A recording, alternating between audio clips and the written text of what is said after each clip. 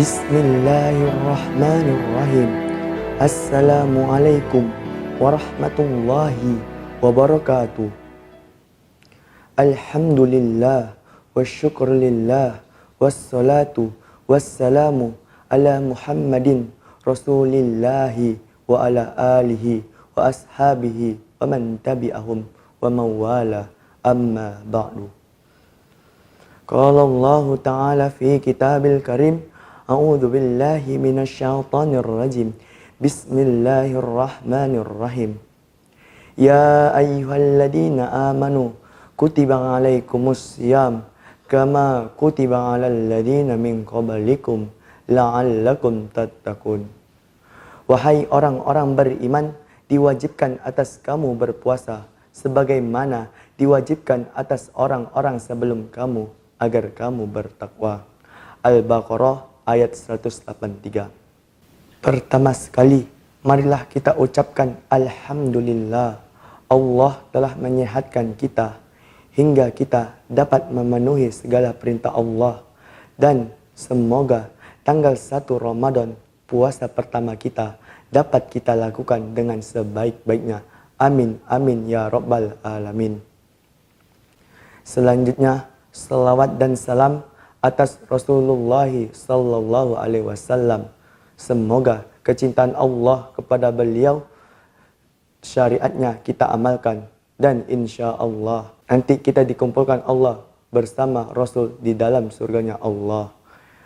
Amin, amin ya Rabbal Alamin. Langsung saja saya akan menyampaikan ceramah saya yang berjudul Ramadan Memperkokoh Ukhuwah. Sahabat-sahabatku sekalian yang dirahmati oleh Allah Subhanahu wa Ta'ala yang saya muliakan, salah satu yang sangat terasa bagi kita betapa sayangnya Allah kepada kita dan wajib kita syukuri dengan mengucapkan Alhamdulillah adalah bahwa terbukti puasa Ramadan yang kita amalkan dengan iman, taat, ikhlas dan sabar ini ternyata sangat tinggi nilainya, baik dalam mendekatkan diri kepada Allah, hablum minallah, maupun mengokohkan atau menguatkan hubungan kemanusiaan yang disebut hablum minan nas. Saudaraku sekalian yang dirahmati oleh Allah Subhanahu wa Ta'ala, di antara persoalan hablum minan nas yang kita rasakan untuk mengokohkan atau menguatkan ukhuwah Islamiyah, sehingga dengan puasa kita sama-sama merasakan, terbina sama rasa, sama tanggung jawab. Dibuktikan dengan sifat yang masing-masing kita tidak inginkan, nilai puasa kita menjadi rusak karena menzolimi orang lain. Menyumbungkan sifat suka memberi walau dengan sedekah untuk berbuka yang sekarang dipopulerkan dengan istilah takjil. Dan semua itu untuk memperkokoh pondasi kuatnya jiwa ukhuwah dan rasa bersaudara. Nah, saudara-saudaraku sekalian, untuk apa kita mementingkan pembangunan ukhuwah Islamiyah? Tidak lain karena ukhuwah Islamiyah salah satu syarat kuatnya jiwa jamaah, kuatnya persatuan dan kesatuan. Dan ingatlah bahwa bersatu kita teguh, bercerai kita runtuh, berselisih kita rusuh, bertengkar kita gaduh, dan akhirnya lemah pun kita jatuh. Oleh karena itu, tidak ada pilihan lain.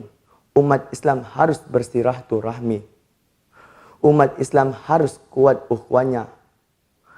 Keluarga besar Ma'had Nur Ar-Radiyah wajib berjiwa ukhuwah. Alhamdulillah. Hadirin sekalian yang dirahmati oleh Allah Subhanahu wa Ta'ala, ada 5 kendala ukhuwah, yaitu sebagai berikut.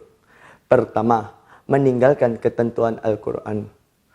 Pertama, meninggalkan ketentuan Allah. Ketika ada di antara umat Islam yang tidak mau berpegang teguh pada tali ketentuan Allah, maka ukhuwah akan rusak. Karena pihak yang satu mau, sedangkan pihak yang lain tidak ataupun menolaknya.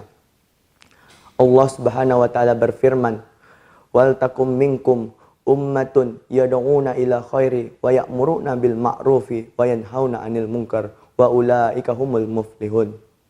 Yang berarti, dan berpegang teguhlah kamu semuanya pada tali agama Allah, dan janganlah kamu bercerai-berai, dan ingatlah nikmat Allah kepadamu ketika kamu di masa jahiliyah saling bermusuhan, lalu Allah mempersatukan hatimu sehingga dengan karunia kamu menjadi bersaudara. Yang kedua, iri hati di antara sesama muslim. Iri hati di antara sesama muslim akan merusak ukhuwah yang membuat, karena dengan ini bisa berkembang menjadi permusuhan. Yang ketiga, tidak menggunakan akal. Manakala emosi lebih diturutin daripada akal, maka kerusakan ukhuwah sangatlah besar kemungkinannya terjadi. Orang-orang kafir yang memusuhi umat Islam mengalami hal tersebut. Yang keempat, terlalu cinta pada dunia. Terlalu cinta pada dunia dapat merusak ukhuwah yang membuat kekuatan umat menjadi lemah. Itulah yang terjadi pada perang Uhud, yang semulanya dalam keadaan menang justru berbalik mengalami kekalahan yang menyakitkan. Yang kelima, tidak mendapatkan rahmat. Orang yang memperoleh rahmat Allah Subhanahu wa taala tentu tidak suka berselisih, apalagi bermusuhan. Ukhuwah malah rusak ketika ada orang yang tidak memperoleh rahmat Allah Subhanahu wa taala. Hadirin sekalian yang dirahmati oleh Allah Subhanahu wa taala, untuk memperkokoh maka 5 kendala tadi harus kita hilangkan dengan cara 5 syarat ukhuwah, yaitu sebagai berikut. Pertama, iman dan takwa. Iman dan takwa merupakan pijakan untuk bersaudara. Karena itu sesama mukmin seharusnya bersaudara, dan persaudaraan itu harus didasari iman dan takwa. Allah Subhanahu wa taala berfirman dalam Al-Qur'an, "Innamal mu'minina ikhwatu fa aslih baina akhwaykum wattaqullaha la'allakum turhamun." Sesungguhnya orang-orang mukmin itu adalah bersaudara. Karena itu damaikanlah antara kedua saudaramu yang berselisih, dan bertakwalah kepada Allah agar kamu mendapatkan rahmat. Al-Hujurat ayat 10. Yang kedua, keikhlasan karena Allah.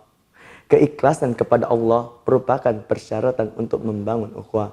Karena dengan ini persaudaraan bisa menjadi sejati. Yang ketiga, terikat dengan Al-Quran. Ukhuwah Islamiyah adalah persaudaraan dalam Islam.